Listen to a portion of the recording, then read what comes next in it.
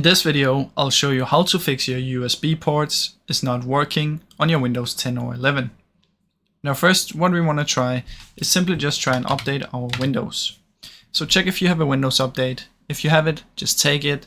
If you don't, another thing we can do is we want to head over to our power plans. So search for power, edit power plan right here.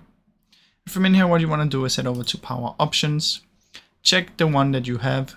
It doesn't matter if you have balanced or high performance, but the one you have, you want to change plan settings.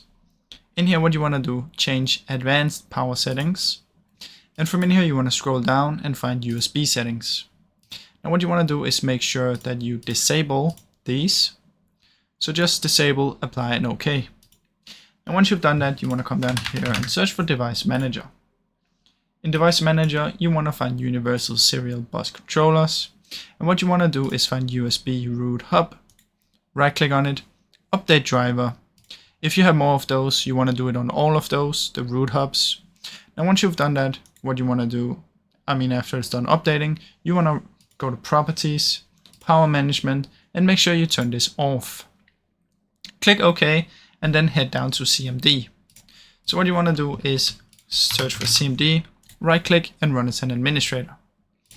In here, what you want to do is type sfc /scan now and press enter.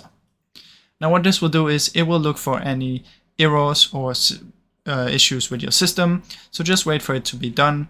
Once it's done, you can just close it and then try and restart your computer. Now it should hopefully be fixed for you.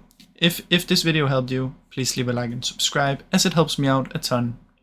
Thank you so much for watching.